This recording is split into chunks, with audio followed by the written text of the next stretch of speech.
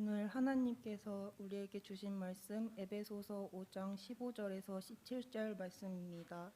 에베소서 5장 15절에서 17절 말씀 제가 봉독하겠습니다. 그런즉 너희가 어떻게 행할지를 자세히 주의하여 지혜 없는 자같이 하지 말고 오직 지혜 있는 자같이 하여 세월을 아끼라. 때가 악하니라. 그러므로 어리석은 자가 되지 말고 오직 주의 뜻이 무엇인가 이해하라. 아멘. 이는 하나님께서 우리에게 주신 말씀입니다. 아멘. 우리가 살아가는 데 있어서 지혜가 필요하다라고 하는 것 우리가 잘 알고 있습니다. 하나님께서도 우리에게 지혜 없는 자 같이 하지 말고 지혜 있는 자가 되어서 세월을 아끼라. 때가 악하다라고 말씀하셨습니다. 지혜로움이 이 귀중한 세월을 아낄 수 있는 소중한 가치임을 우리에게 오늘 말씀 주셨는데요. 지혜랑 관련된 아주 소중한 약속이 성경에 기록되어 있습니다. 잠언 1장 1절에서 5절의 말씀 보면은 다윗의 아들 이스라엘 왕 솔로몬의 잠언이라. 이는 지혜와 훈계를 알게 하며 명철의 말씀을 깨닫게 하며 지혜롭게 공의롭게 정의롭게 정직하게 행할 일에 대하여 훈계를 받게 하며 어리석은 자를 슬기롭게 하며 젊은 자에게 지식과 근신함을 주기 위한 것이니 지혜 있는 자는 듣고 학식이 더할 것이요 명철한 자는 지략을 얻을 것이라 라고 하면서 잠언이 시작이 됩니다.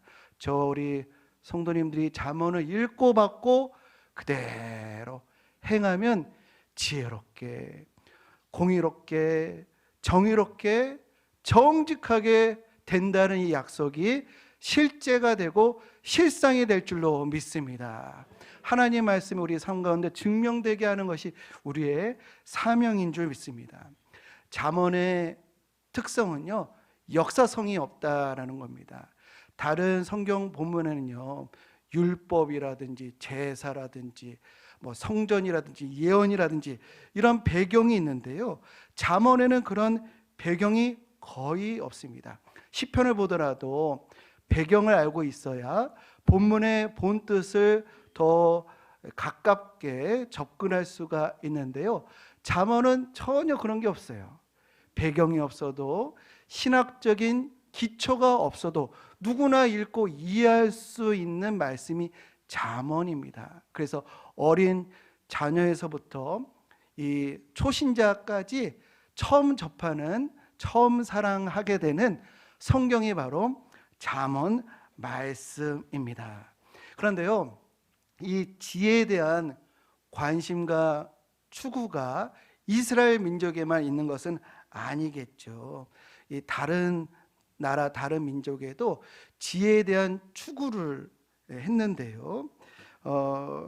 그 철학이라고 하는 단어가 이 필라소피아라고 하는 이 그리스 헬라어인데, 이 필라소피아가 이 사랑한다라고 하는 필로스와 지혜라고 하는 소피아의 합성어입니다. 그래서 지혜에 대한 사랑이 이제 철학으로 우리가 이렇게 번역해서 사용하고 있는데요. 고대 그리스 그 기원전 500년부터 이 지혜가 뭔가 이거를 이제 찾고자 소크라테스, 플라톤, 아리스토텔레스까지 이어지는 그런 흐름 가운데 전성기를 구가하게 되죠. 그래서 그것이 서양에 큰 지대한 영향을 주었고요. 그 다음에 동양에서는 지혜에 대한 갈급함 가운데 나온 책이 뭐냐면 논어입니다. 논어는 제자들과 이 세상 사람들이 이 세상의 문제에 대해서 토론한 거예요. 논한 겁니다. 그 주제에 대해서 토론하고 논한 거에 대해서 공자가 가르쳐 준 거, 공자가 답을 준 말씀어, 그것이 바로 논어입니다. 그래서 토론과 해답이 담겨져 있는, 그래서 이 논어를 보면은 잠언처럼 간결하고 짧은 내용으로 되어 있는 거 잘 아실 겁니다. 우리는요, 많은 그런 일상 가운데 무엇이 바른 이 판단이고 무엇이 옳은 행위인지 끊임없이 고민하게 됩니다. 이거에 대응하는 것이 이제 지혜인데요. 우리는 여타 동물처럼 그냥 본능대로 살면 참 좋을 텐데, 참 우리 인간은 신기하게도 본능대로 살아서는 안 된다는 것을 자각을 하고 어떻게 살아야지, 이런 질문을 던졌고요. 이것에 대해서 많은 연구들이 나라마다 민족마다 있었어요. 이 뛰어난 지성인들, 또 윤리적인 천재들이 선배들의, 조상들의 경험과 또 인생을 바라보면서 통찰하고 관찰한 걸 가지고 이 자녀들에게, 젊은 이들에게 준 처세 문학, 지혜 문학이 이 나라들마다, 민족들마다 있었다는 것이죠. 그래서 그러한 민족들만의 지혜 문학과 우리 성경의 잠언에 유사성이 많이 있어요. 그리고 일맥상통하는 내용들도 있지요. 그러나 성경의 잠언에만 유일하게 있는 게 있어요. 다른 지혜 문학에서 찾아볼 수 없는 아주 특별한 것이 있다라는 것입니다. 그래서 오늘 살펴보려고 합니다. 그래서 오늘 설교의 주제인 지혜란 무엇인가라고 하는 주제를 이 시간에 함께 상고해 보려고 합니다. 다른 나라, 다른 이 민족에서 이렇게 지혜를 전해주기 위해서 이런 이야기를 들려줌으로 젊은이들에게, 자녀들에게 지혜는 이런 것이야 라는 것을 알려주려고 했는데요. 예를 들면 이런 이야기입니다. 잘 아시는 내용일 텐데요. 옛날 어느 고을에 아주 그 명성이 있고 부를 가지고 있는 양반이 있었습니다. 근데 그 양반이 늦은 나이에 아들을 하나 갖게 된 거예요. 그래서 늦둥이, 너무너무 귀한 늦둥이를 이제 안게 되었는데, 근심이, 감사하면서도 근심이 있었어요. 이 감사는 늦둥이를 얻은 게 이제 감사한 일이고, 근심은 소중한 아들을 끝까지 돌봐줘야 하는데 나이가 많아서 그것을 할 수 없을 것 같아서 근심이 있게 되었습니다. 그래서 고민하다가 우리 아들을 위해서, 또 이 집안의 많은 재산을 위해서 지혜로운 며느리를 얻어야겠다, 이렇게 마음을 얻었어요. 그래서 고민하다가 지혜로운 며느리를 어떻게 찾을 수 있을까? 공고를 내야 되겠다. 그래서 주변 마을에 지혜로운 며느리 구인 광고를 낸 거예요. 그러니까 삼성가에서 며느리 구한다라고 하는 광고를 낸 거랑 비슷한 그런 상황이죠. 이 발 없는 말이 천리를 간다고 주변 이 전국에 이 소식이 이제 퍼져가지고 이 나 좀 똑똑하다라고 생각하는 처자들이 대거 몰리게 되었습니다. 많은 이 처녀들 가운데 한 명을 뽑아야 되니까 시험이 불가피했어요. 그래서 그 양반이 과제를 하나 내줬는데, 이 쌀 석대 한 20kg 정도 되겠죠. 그리고 나무 한 짐을 주면서 이걸 가지고 타지에서 3개월 동안 생활해 보아라 라고 하는 과제를 줬습니다. 그 얘기를 딱 듣는 순간에 어머, 이거는 미션 임파서블이다. 어떻게 이 쌀 석대랑 나무 한 짐으로 어떻게 3개월을 지낼 수가 있겠는가. 그런데 그 양반집 아들의 늠름한 용모, 그리고 그 집안의 명성과 재산을 보는 순간에 한번 해보겠습니다. 제가 한번 해보겠습니다. 도전, 이렇게 된 거예요. 그래서 많은 이제 처녀들이 이제 그렇게 하는데요. 이 쌀 석대를 90인분을 한 거예요. 90인분을 해가지고 요만큼 하루씩 먹으면은 이제 3달을 견딜 수 있겠지. 그래서 하루에 요만큼 먹고 한 끼만 먹은 거예요. 그리고 아무리 추워도 불도 떼지 못하고 그렇게 살았습니다.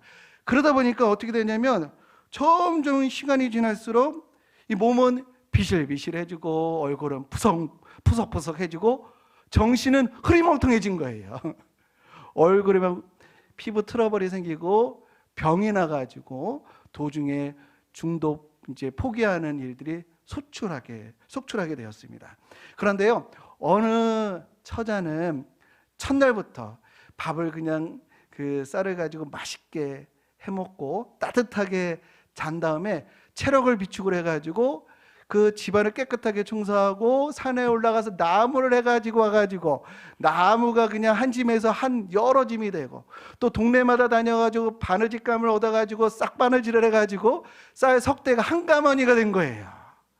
그걸 보는 순간에 야, 너가 우리 집 며느리감이다 라고 해가지고 그 처자를 뽑았다라고 하는 이야기, 잘하는 이야기를 이렇게 흥미진진하게 들어주셔서 아주 감사합니다. 또 이런 이야기를 통해서, 어리석음에 대한 이야기를 통해서 역으로 지혜가 무엇인가를 알려주려고 했습니다. 이 어느 초나라에 어느 젊은이가 이제 배를 타고 강을 건너는데 강 한복판에서 실수로 손에 쥐고 있는 대대로 갑오로 내려오는 귀한 칼을 이 강물에 빠뜨린 거예요. 아, 불사! 이게 어떻게 하지? 이거 돈으로도 못 사는 것인데?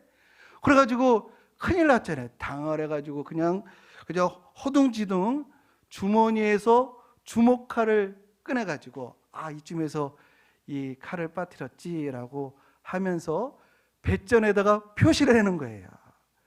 뱃전에다가 여기에 이쯤에서 빠뜨렸어 표시를 해놓고 이제 맞은편 나루토에 도달했을 때 수영복으로 갈아입고 아, 여기다 표시를 했으니까 여기서 이것을 찾아야 되겠다라고 해서 강물에 풍덩 들어갔습니다. 어떻게 됐을까요? 아직까지도 찾고 있대요. 아직까지도 찾고 있대요. 지금 아직까지도 매우 추운데 아직까지도 찾지 못하고 찾고 있다고 합니다.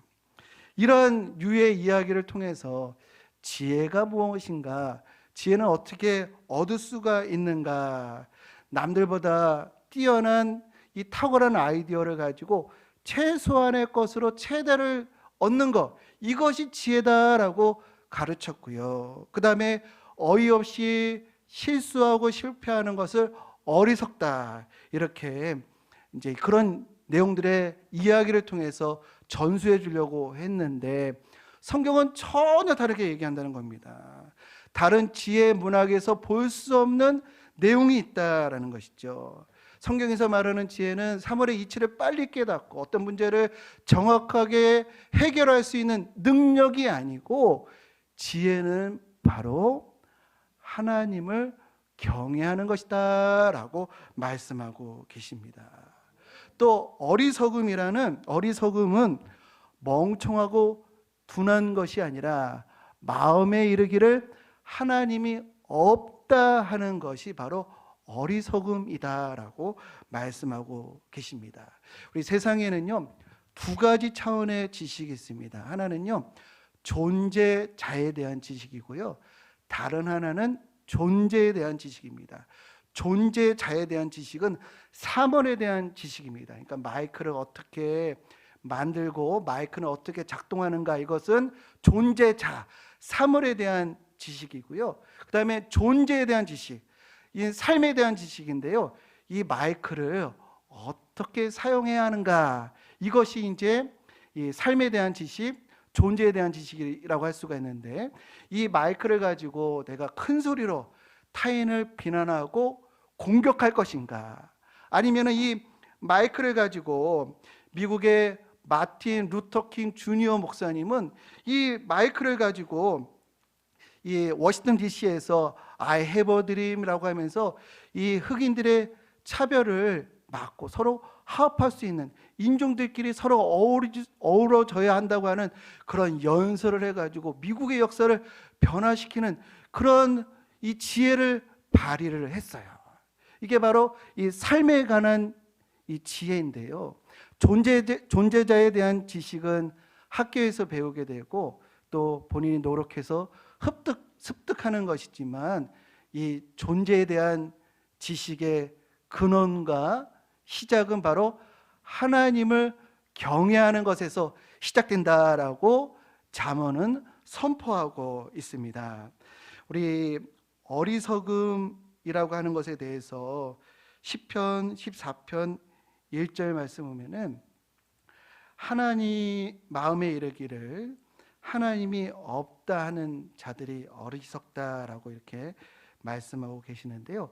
우리가 이 말씀을 오늘날 무신론자들을 두고 하신 말씀이다라고 이해하고 있는데요. 물론 이제 오늘날의 무신론자들이 어리석은 것은 뭐 당연하지만, 그런데 우리가 이 말씀을 주의 있게 살펴보면은 시편 14편이 기록될 당시에 과연 무신론자가 있었을까? 이거 한번 생각해 볼 필요가 있습니다. 시편 14편에 그 당시에 세계는요, 많은 잡다한 다양한 신들이 있다고 하는 그런 세계였고, 그런 세계에 우리 이스라엘 백성들은 하나님은 유일하셔 라고 하는 이 주장과 잡다한 신들이 있는 이런 신들과의 투쟁이 바로 구약 성경의 역사였다라는 것이죠. 그 당시에 하나님은 신은 없다, 이런 것을 생각할 수 있는 그런 여지가 전혀 없는 세계였다라는 것입니다. 이 무신론은요, 인간 이성과 과학이 아주 크게 발전을 해서 종탑에서 이 교회 종탑을 이제 내려놓고 거대한 시계를 달아놓는 그러한 인간 이성과 과학이 혁명적으로 발전했을 때, 그때 등장했던 것이 이제 무신론이라는 것이죠. 성경 시대에는 무신론자가 이제 있을 수 없었는데, 그러면 이 하나님이 없다는 자들, 그들은 도대체 누구인가? 이것을 정확하게 말하면요, 이 시편 14편에서 하나님이 없다는 자들은 겉으로는 나는 하나님의 백성이야, 이스라엘 자손이야 라고 하지만, 입으로는 하나님을 인정하지만 삶 속에서는 마치 하나님이 없는 것처럼 살아가는 자들을 두고 하신 말씀이다라는 겁니다. 디모데후서 3장 5절에 보면은 경건의 모양은 있으나 경건의 능력을 부인하는 자들이, 이것이 하나님을 없다 하는 시편 14편의 그 어리석은 자들을 말하는 것이다. 디모데전서 1장 16절에 그들이 하나님은 시인하나, 나는 목사입니다, 나는 장로입니다, 나는 권사하고 신앙생활을 많이 했습니다 라고 하나 삶 속에서는 하나님이 없는 것처럼 행위로는 부인하는 자들, 그들이 어리석다는 거예요. 왜 어리석을까요? 가장 소중하고 귀한 것을 없인 여기니까 어리석다라고 말하는 것이다 라고 할 수가 있겠습니다. 그런데요, 이 입으로는 시인하지만 행위로는 부인하는 이들이 어디에 많을까요? 교회 밖에 있을까요? 아니면 술집에 있을까요? 입으로는 시인하나 행위로는 부인하는 이들이 어디에 있을까요? 교회 안에 있습니다. 그래서 우리는 진정 깨어 있어야 할 줄로 믿습니다. 겉으로는 시인하지만 속으로는 부인하는 이들을 실질적 무신론자, 이렇게 말할 수 있을 것 같아요. 그러니까 이론적인 무신론자가 있고요, 현실적인 무신론자, 실질적인 무신론자가 있다고 할 수가 있겠는데, 그들의 특징은 뭔가, 첫 번째, 성경을 가지고 다니고 있긴 하지만, 읽고 또 여러 가지 접하고 있기는 하지만, 그러나 많은 의견들 중에 하나일 뿐 내가 어떤 것을 결정하고 또 선택할 때 이 성경을 따르는 것이 아니라 자신의 감정, 경험, 세상의 지식을 따르는 이들이 이렇게 실질적인 무신론자다라고 할 수가 있겠습니다. 두 번째, 기도의 능력을 부인하는 이들, 하나님께서 기도를 들으시고 반드시 응답하신다고 하는 것을 믿지 않는 이들, 자신의 능력과 방법으로 문제를 해결하려고 하는 이들이 입으로는 시인하나 행위로는 부인하는 자이다.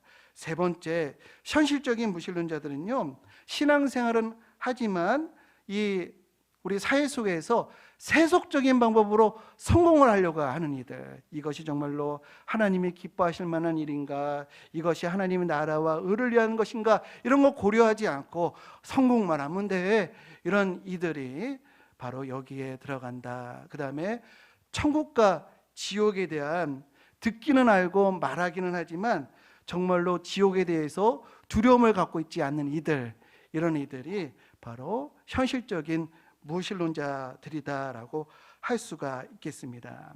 반면에 이 어리석음에 대해서 이제 말씀을 드리고, 이제 지혜의 근원은 뭔가? 이 지혜의 시작은 바로 하나님을 경외하는 것이다.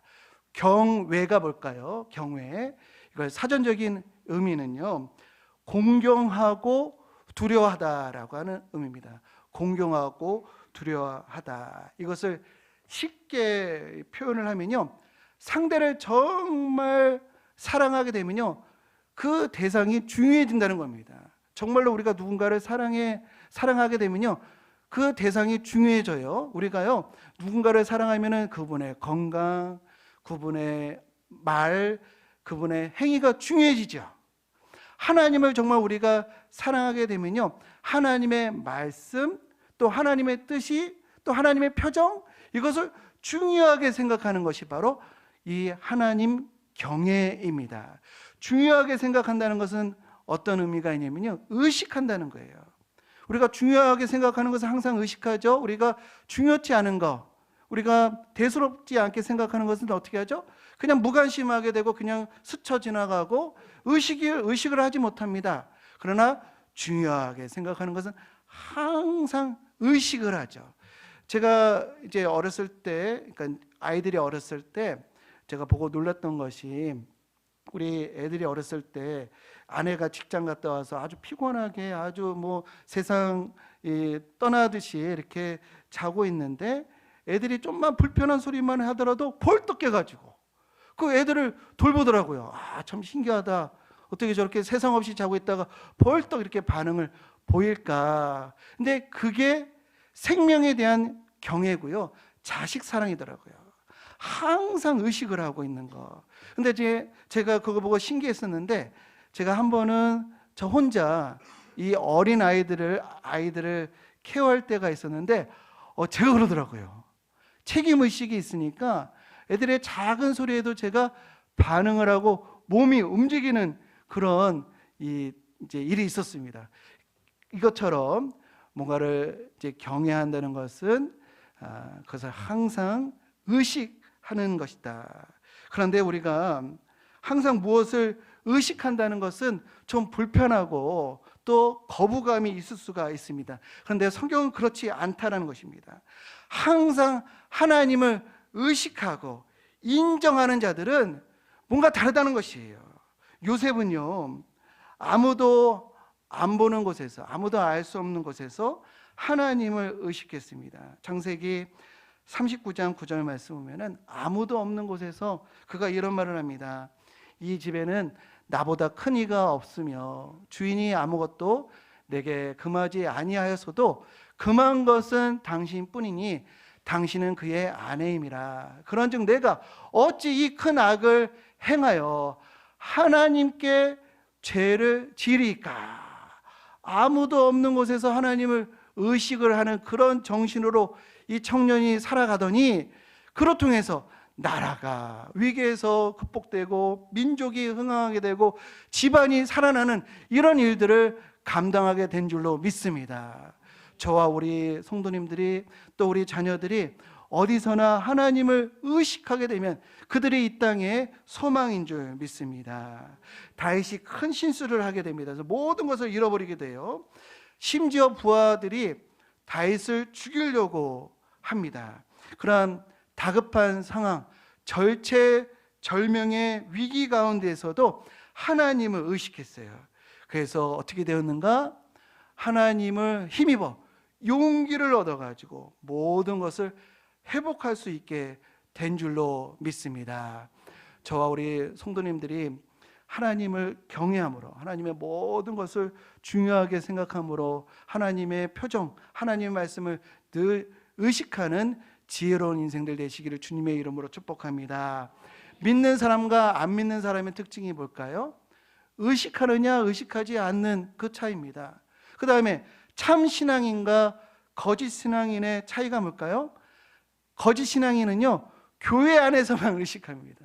교회 안에서만, 성도들끼리 있을 때만 하나님을 의식하고, 교회 밖에서는 하나님을 믿는지 신앙이 있는지 없는지 모르는, 구분할 수 없는 이들은 거짓 신앙이고요.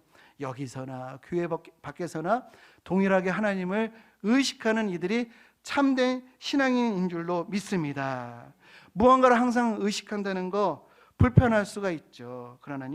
그렇지만요, 성경은 다음과 같이 말씀하십니다. 항상 하나님을 의식하는 것은 너희를 복되게 할 것이다. 너희를 지혜롭게, 공의롭게, 정의롭게, 정직하게 할 것이고, 지혜가 너를 선한 길로 행하게 하며 또 의인의 길을 지키게 하리라.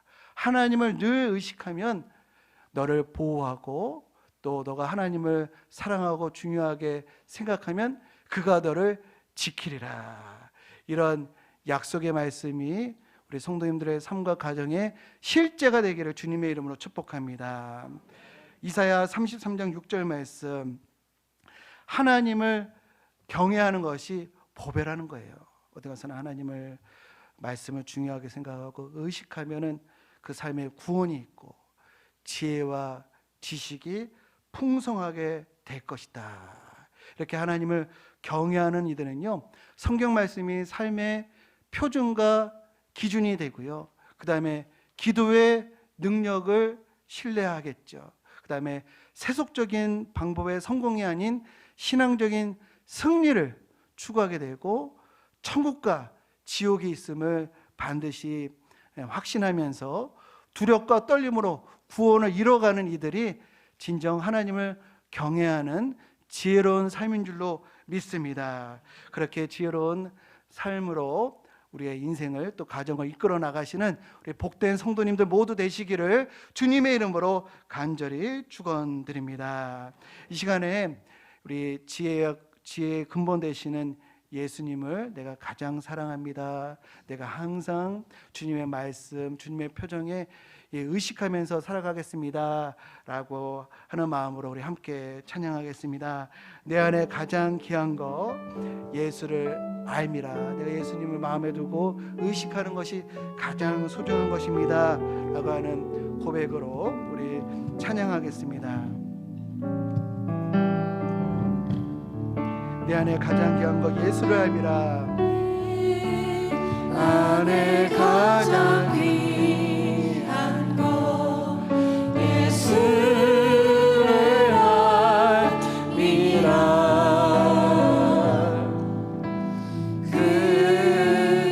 금은보다 더 귀한 거 예수를 알미라. 세상 지식보다 더 귀한 거 지식보다 귀한 것 예수를 알미라. 내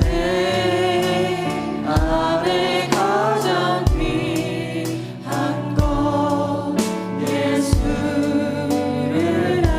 세상 내 안에 가장 귀한 거 1절입니다.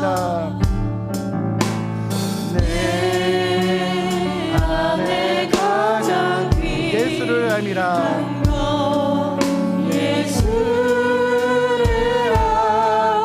금은보다 더 귀한 것은 예수님이십니다.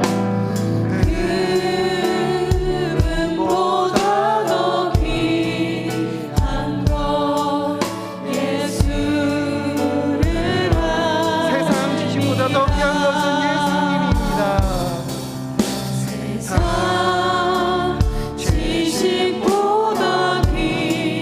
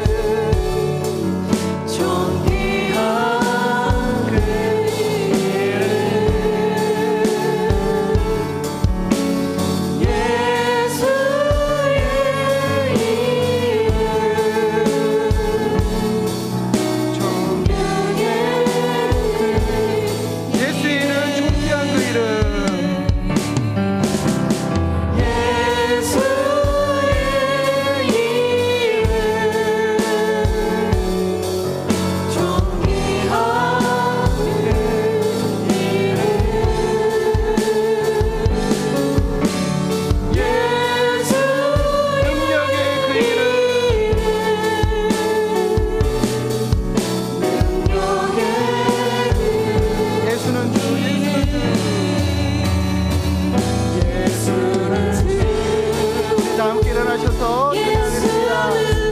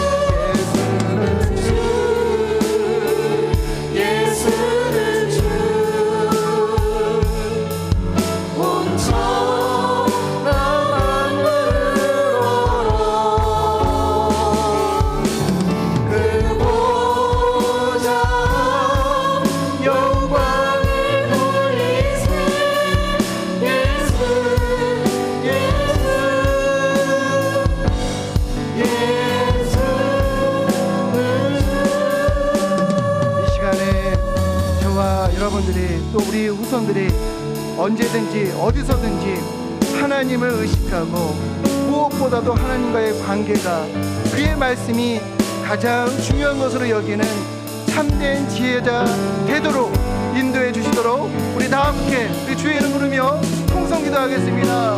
주여, 하나님 우리에게 지혜가 무엇입니까? 하나님 어디서 무엇입니까? 하나님 하나님을 경외하는 것이 말씀하셨습니다. 하나님 아버지 우리 삶의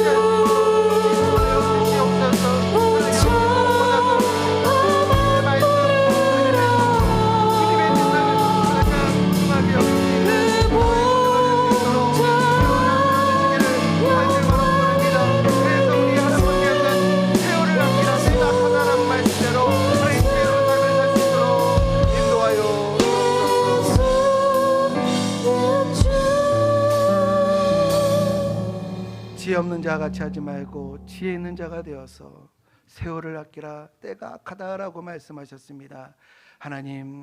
하나님을 진정 사랑하게 될 때 그의 모든 말씀과 그의 뜻이 너무도 중요하게 항상 의식하게 될 줄로 믿사오니 하나님을 경외하는 그 신앙의 정신 믿음이 우리와 우리 가정에 충만하도록 주여 역사하여 주옵소서.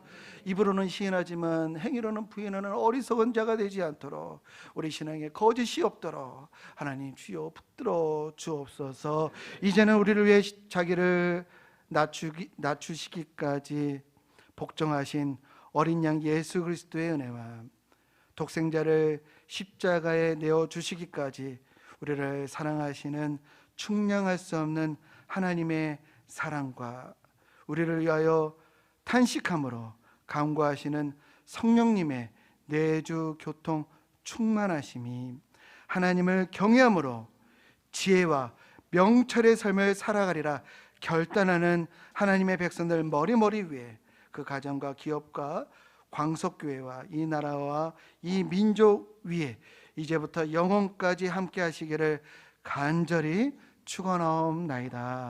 아멘.